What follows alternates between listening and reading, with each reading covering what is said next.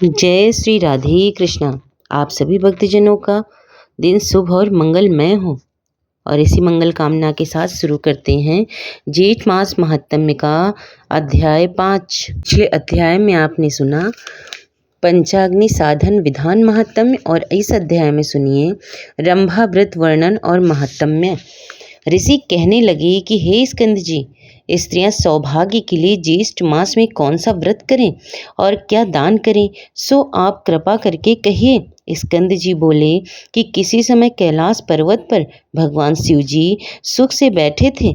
तब पार्वती जी हाथ जोड़कर प्रणाम करके शिव जी से कहने लगी कि हे शिव जी, हे शंभो, हे जगन्नाथ, हे सर्वज्ञ, हे सुखदायक, मेरे समान ऐश्वर्य, सुख और सौभाग्य जिस उपाय के द्वारा अक्षय नाश रहित हो, और हे कृपानिधे, आपके साथ मैं अजर और अमर होकर रहूं।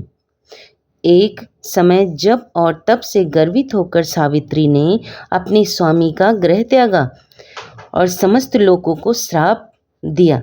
उस समय आपने सावित्री को मना नहीं किया और वह ब्रह्मा से कहने लगी कि हे निर्लज्ज, बकरी के गले में बिना दूध के निरर्थक स्तनों के समान तो प्राणों का त्याग कर। इस प्रकार सावित्री के वचनों को सुनकर ब्रह्मा जी का कोप के मारे मुख लाल हो गया और कहने लगे कि हे मृढ़े, तू पृथ्वी पर वृक्ष योनि में होकर वास कर। तब जब देवताओं ने प्रार्थना की तो सावित्री ने उसका श्राप से उद्धार कर दिया। पार्वती जी कहने लगी कि हे कृपा सिंधु, यदि आप मेरे पर अनुग्रह करें उस उपाय को कहिए, क्योंकि स्वर्गलोक में महेंद्र तथा प्रजापति का भी नाश कहा गया है। इतनी वार्ता सुनकर श्री शिव जी बोले कि हे वरानने, इस संसार में जितने भी दृश्यमान पदार्थ हैं उन सब का नाश होना निश्चित है। फिर भी तुम्हारी भक्ति के वशीभूत होकर मैं उपाय कहूँगा। हे भद्रे, ज्येष्ठ मास की शुक्ल पक्ष की तृतीया को स्नान कर नियम में तत्पर रहकर यत्न पूर्वक श्रेष्ठ रंभा व्रत को करना चाहिए। पार्वती जी कहने लगी कि हे प्रभु, यह रंभा कौन है और रंभा व्रत कैसे किया जाता है। शिव जी कहने लगे कि हे वरानने, जब ब्रह्मा जी के श्राप से सावित्री वृक्ष हो गई, तब यह रंभा केदली और कर्पूर जननी नाम से प्रसिद्ध हुई। जब क्रोध से संतप्त होकर सावित्री अपने पिता के आदेश से ज्येष्ठ मास में स्नान दान आदि 5 वर्ष तक किया, तब ब्रह्मा जी प्रसन्न हो गए और ज्येष्ठ शुक्ल तृतीया को सावित्री को सामने प्रकट होकर ब्रह्मा जी ने पृथ्वी के बहुत से दुर्लभ वरदान दिए। उनको तुम सुनो। ब्रह्मा जी ने सावित्री से कहा कि हे शुभे, तुम संसार के कल्याण के लिए अंश से रंभा हो जाओ। जो ज्येष्ठा मास में तुम्हारी ज्येष्ठ पूजन करेगी, उनका सौभाग्य शुभ और सम्यता अक्षय नाश रहित होगा।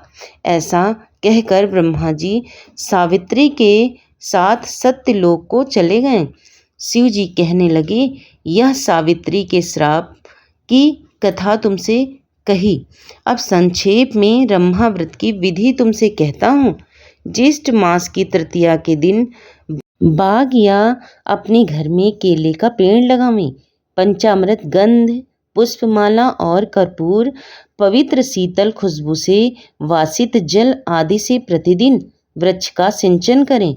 सुंदर वन को बनाकर उसके मध्य में कलश स्थापित करें। पुण्यश्चौर विधि से पूजन कर अनेक प्रकार के नैवेद्य अर्पण करें। अपनी शक्ति के अनुसार ब्राह्मणों को भोजन करावें और स्वयं हविष्वान भोजन, गीत, वाद्य, पुराण तथा श्रवण और कीर्तन द्वारा देवता के सामने जागरण करें। इसी प्रकार केदली वन में बैठकर नित्य प्रति पूजन करें। समस्त कामनाओं वाले मनुष्य इस प्रकार मास व्रत को करें। जब 1 मास पूर्ण हो जाए तो आचार्य को बहुत सा दान देकर दूध वाली गौ का दान देवें।